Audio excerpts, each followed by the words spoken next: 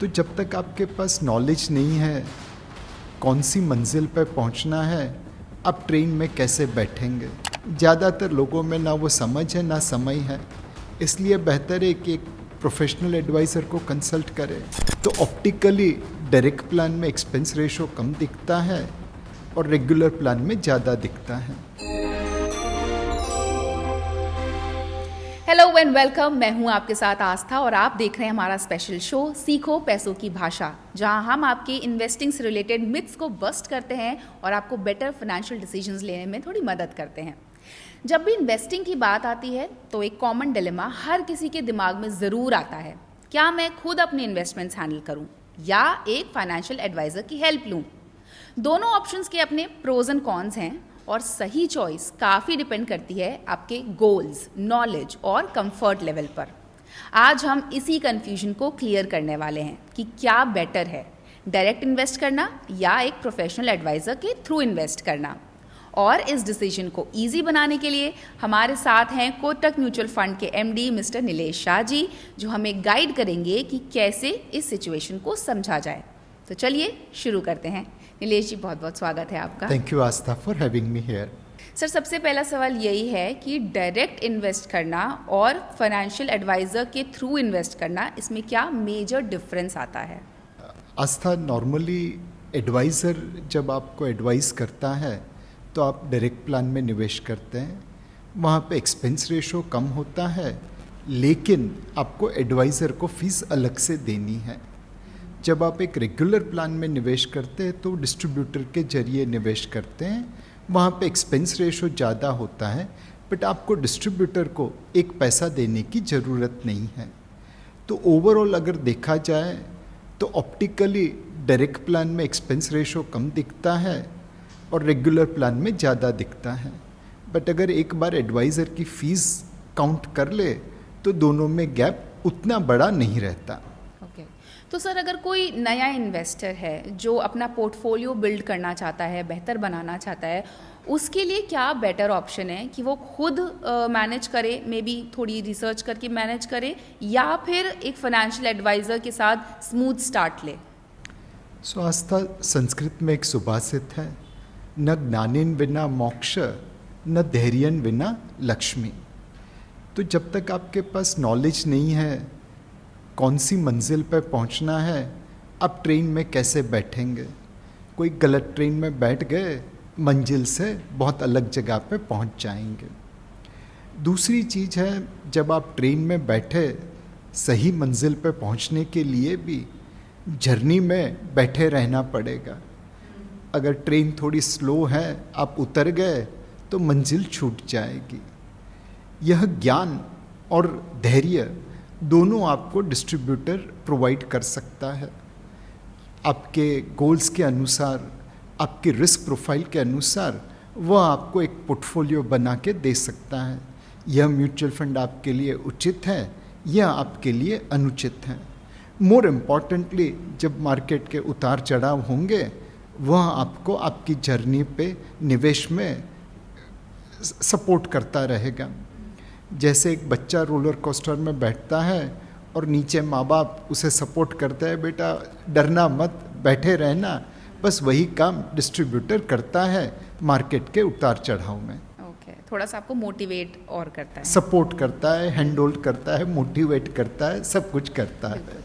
Sir, मैं दोनों situations के बारे में और समझना चाहती हूँ कि अगर आप डायरेक्ट इन्वेस्टिंग कर रहे हैं तो उसके क्या बेनिफिट्स हो सकते हैं, और अगर आप फाइनेंशियल एडवाइज़र हायर करना चाहते हैं तो कब करना बेटर है। अगर आप अपने आप को समझते हैं, अपनी रिस्क प्रोफाइल, आपके गोल्स, और फिर आप में कैपेबिलिटी है रिसर्च करने की कि बहुत सारी स्कीम में से आप डिसाइड कर पाए मुझे क्या चाहिए, तब आप डेफिनेटली डायरेक्ट इन्वेस्टमेंट कर सकते हैं। बट अगर आपके पास समय का अभाव है, अपने आप को समझ नहीं पाते, तेज़ी में बुलिश हो जाते हैं, मंदी में डर लगता है, तब आपको एक एडवाइज़र या डिस्ट्रीब्यूटर की ज़रूरत है।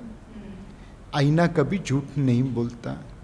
अगर आपने कोविड के समय में ख़रीदारी की है तो शायद आपको कोई एडवाइज़र की ज़रूरत नहीं, बिकॉज़ आप रिस्क टेकर हैं, अपने आप को समझते हैं। बट अगर आपने कोविड के समय में मौके का लाभ नहीं उठाया या आपने जो निवेश किया था उसमें भी रिडम्पशन कर दिया बगैर पैसों की ज़रूरत के, तब डेफिनेटली आपको एक एडवाइज़र ज़रूरी है।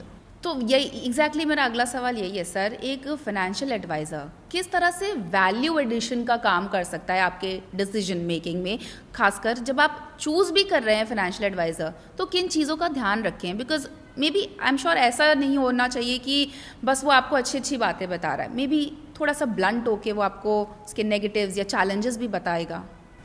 सो एसेंशियली सपोज आप एक नए शहर में जाते हैं और आपको एक मेडिकल कंसल्टेशन की ज़रूरत है, तो आप डॉक्टर को कैसे चूज़ करते हैं?